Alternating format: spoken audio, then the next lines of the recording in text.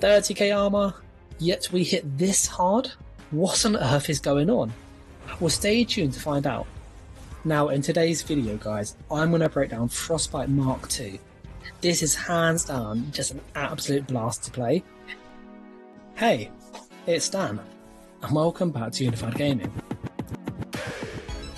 Frostbite mk2 is a melee Magicka Warden that's designed to be in their face.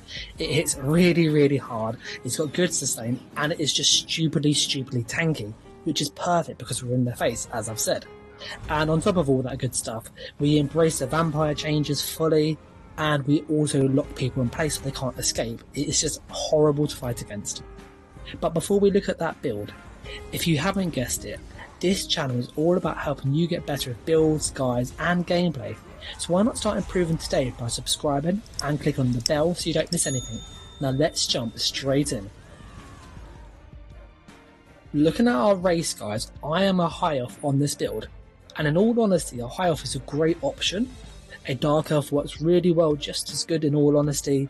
A Breton's still a good option, just change a glyph or two. And a Nord is also good for more armor and mitigation. Not needed, but still really good. For the high elf, I like it because of the spell recharge passive. It basically gives us stamina back, that's just the main thing to know.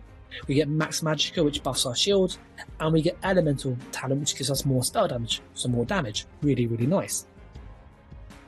We then pair this with the Atronach Mundus, so this gives us just more like magical recovery, which is awesome. You could use the mage for a bit more damage, or the apprentice, and if you want to push the damage even further, go with the lover. We are a stage 3 vampire in this build.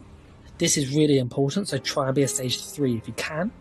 If you're unsure how to get your vampire level up, just go and feed, that's how you do it. So it's not like you have to starve yourself, you have to eat to go up in power. So eat to go up to stage 3, eat 2 times, or you can buy consumables that do it. I have all of my points into magicka, just to push my magicka pool really high. As for the consumables on this build, I use tri-stat food. Any purple tri-stat food is fine, so long thin pastry, you could even go with gold food, like bewitched sugar skulls. Bit more expensive. It's not essential, and the health regen isn't here, because actually we're a vampire, so tri-stat food is fine, purple's absolutely fine. If you do battlegrounds and you find sustain a bit iffy, you can use, witch mothers. It's not ideal, or I don't personally, but that's an option too. I then use tri-stat potions. They're hands down the best generic potion. If you're low on magicka, you're going to die. Low on stamina, you're going to die. Out of health, you're dead. So it just covers all bases. It's a really good potion to have. And again, it doesn't have to be crown potions. You could just use, ones you craft yourself. And you can also use just, Alliance War potions if you can't afford these. They work just as fine as well. Not as good, but they still work. Now, if you are liking this video, then obviously do leave a like and check that you're subscribed. But as for the skills, we are using Arterial Burst. This is it's freaking amazing. This is such a good skill.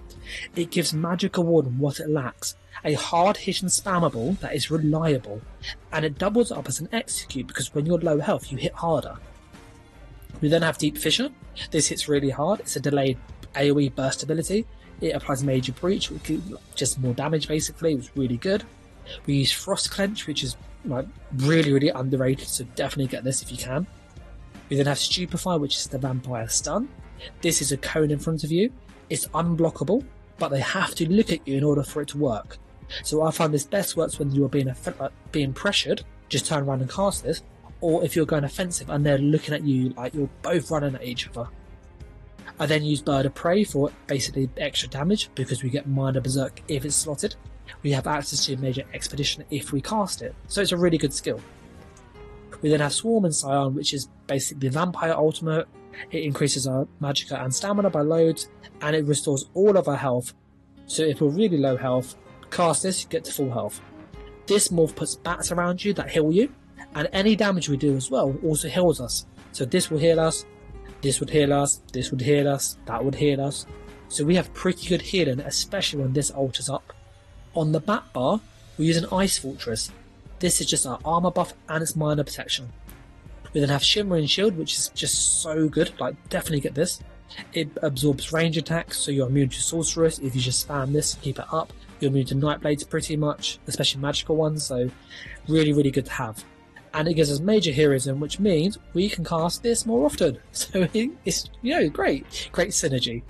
We then have dampen magic, and that does get increased with our Betty Net. So when we put that on, that will proc our necropotence, which is obvious, but that's 7,200. So this is a good shield. It takes loads of damage basically for us, so definitely run this. It's better than Arctic Blast in my opinion. If you go down to Arctic Blast, the heal, although the heal is pretty nice, 8,300, it does get reduced heavily. So this shield is just more useful. We then have Blue Betty, which is basically free magicka, gives us major sorcery for damage, and it's also a mini purge. And what's really special is that you can spam cast this, and you proc a passive that gives you like a little bit of health back, which is nice. But each time he pops up, we actually remove one effect. So if you're fighting a Dragon Knight who's spamming dots, this is a really good thing to do. If we're line of sighting and moving around, just cast this, you get rid of dots. It's a really good thing to have, as I've said, and it's free, so why wouldn't you? We then have Living Treaders, which is our heal over time. We cast this, it goes on to us. When we take damage, we get a heal, and when it runs out, we get a big heal. But what's really good is you can cast this twice and get that heal from you, so you can just do that and get the heal yourself. And we can crit heal, which is awesome. Little tip when you kind of cast this, you actually want to look down. If you're looking down, the targeting will put it on you more often than not.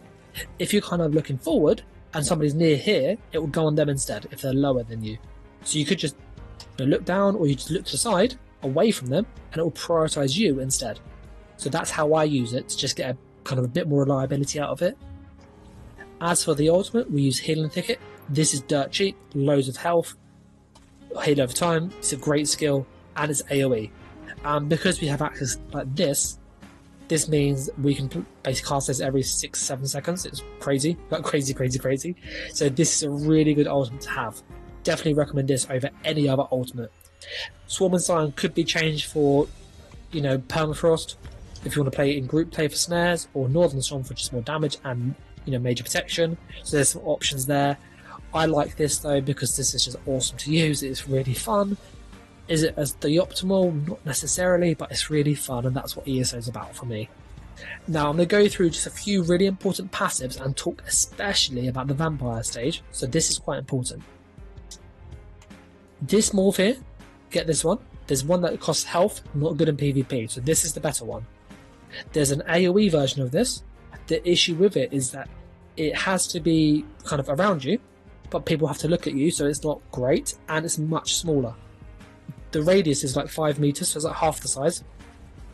So this is just more reliable, and it's a lot longer, so we can then line this up with our Deep Fissure more reliably, so get a free stun and make this land without them blocking. So it works really well.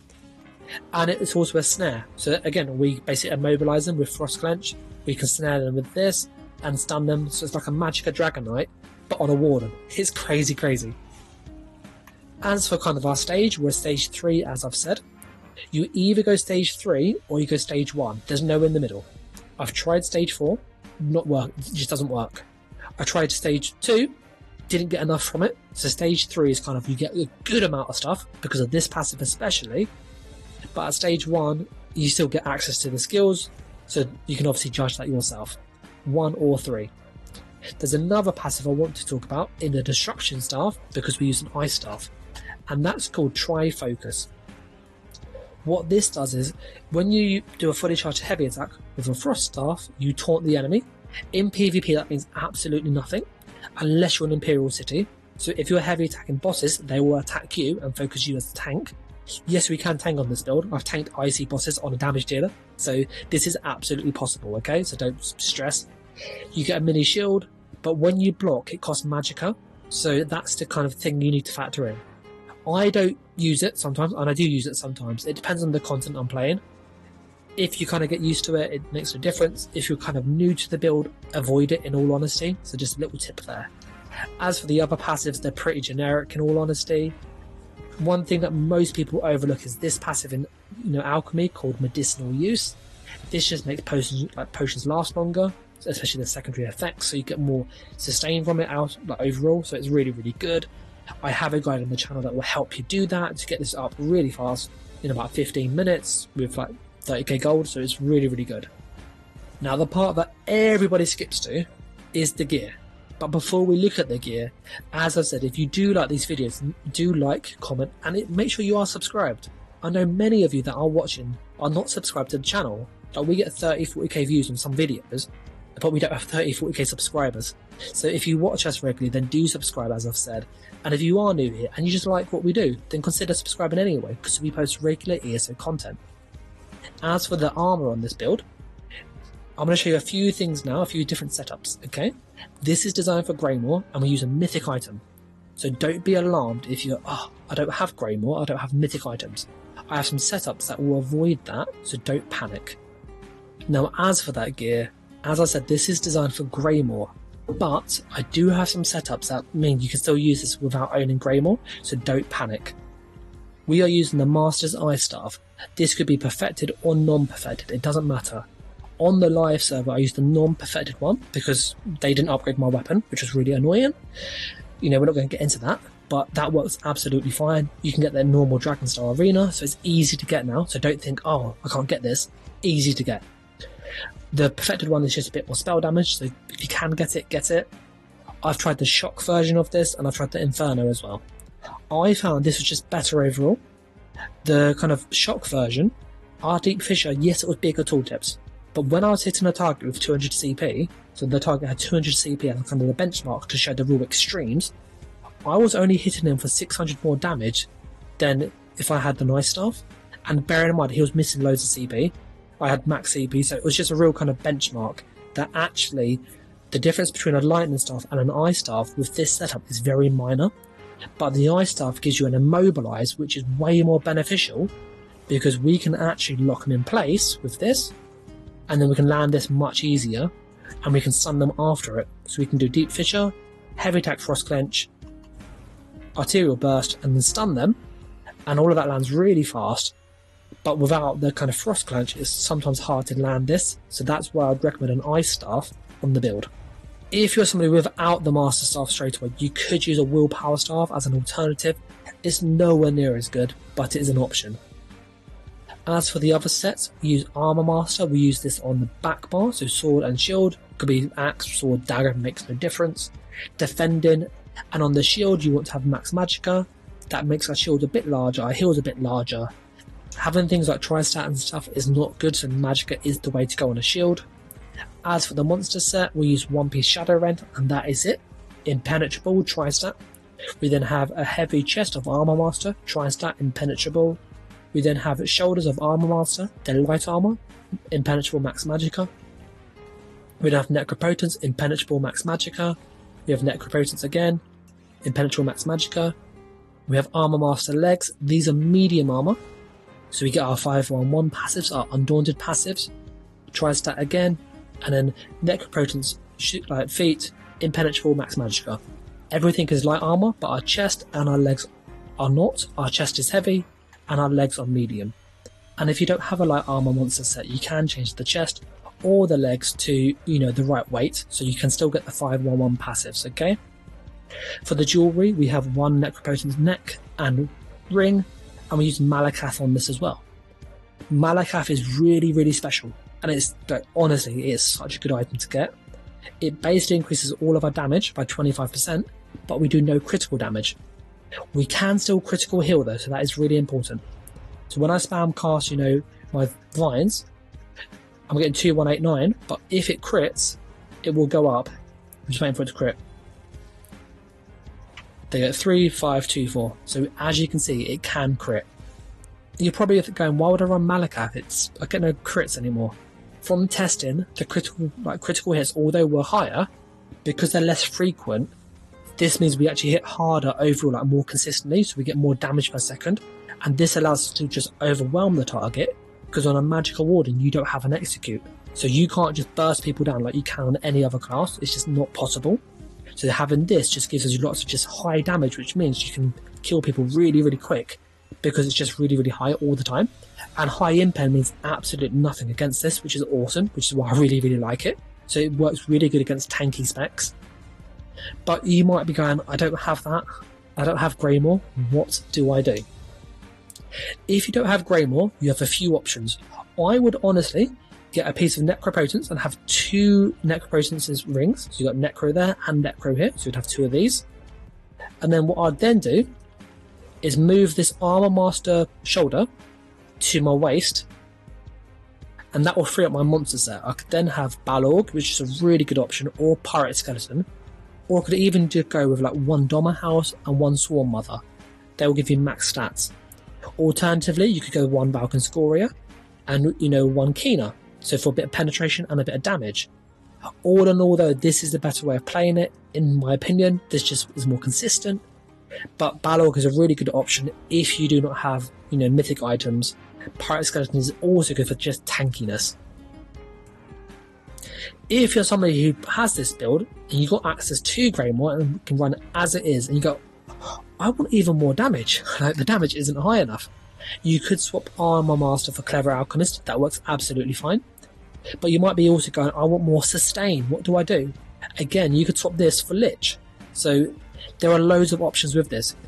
Armor Master is more more just defense and damage reduction.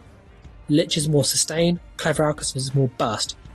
With the Armor Master setup, we hit really hard as it is anyway, and we're stupidly tanky. So for me, this is just the most easiest way to play it, but Lich is a really good option. But that is the gear, guys, so I hope that really helps, and in kind of future videos I will go through as like, here is the mythic item version, and here is kind of the normal non-version of mythic item and stuff. As I said, if you're liking this, and obviously do like, I'm going to go through the CP now, which is really important, so just pause it where you see fit. It's min-max for my playstyle, as with all of this. Very generic green tree, which is what I normally use on most of my builds. This blue tree is pretty much fine as is. Elfborn is still useful because it buffs our critical heals, but we only put a little bit in it, not loads. This is min-maxed down for the penetration passives and stuff, so this is really good to have. These are really good here. We don't really use dots, so it's not really needed.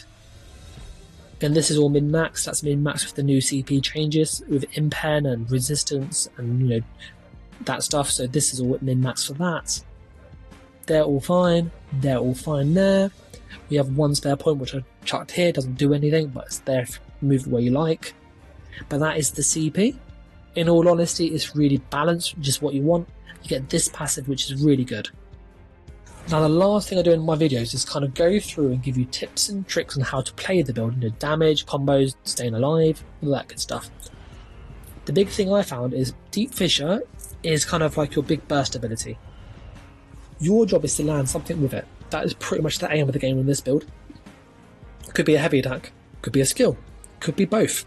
So I find that Deep Fissure is really, really good to have. So you want to buff up, do your Betting Etch, get all your armor buffs on and stuff. You then do Deep Fissure. As you walk towards the target, if you can, hold a fully charged heavy attack, and when you get within range, tap the clench button, even if you're doing the heavy attacks still.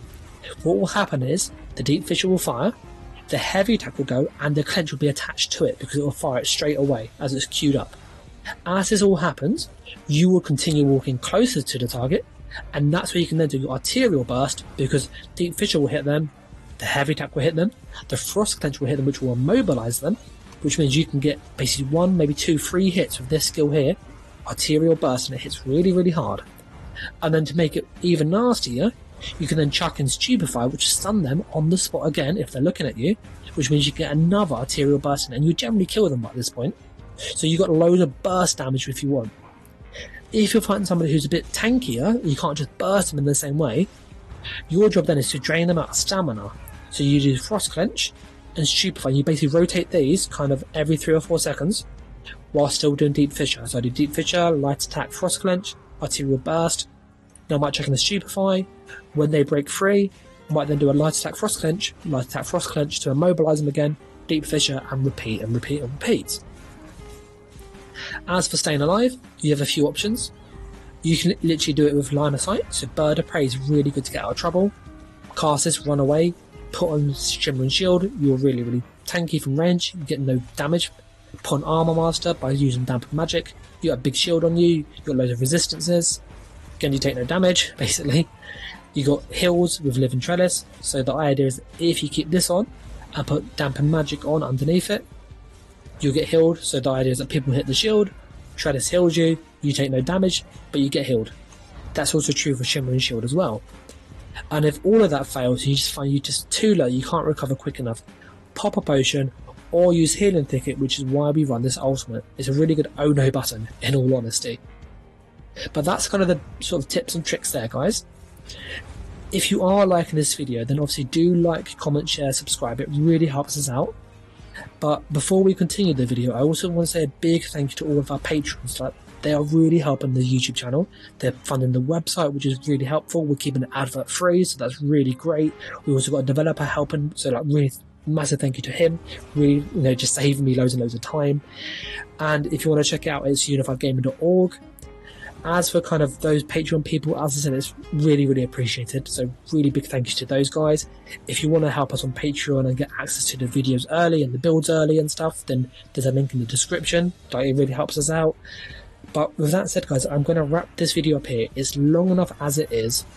But before I do so, if you want to see us live, we do actually play on Twitch. So we show our builds on Twitch every Saturday at 9 PM UK. If you go on there, you can find obviously all the time zones. It converts it for you. There's a link in the description in this video to it. There's a link on the banner, so you can get there quite easily. But as I've said, this video is long enough as it is. So with that said, guys, I'm going to wrap this video up here.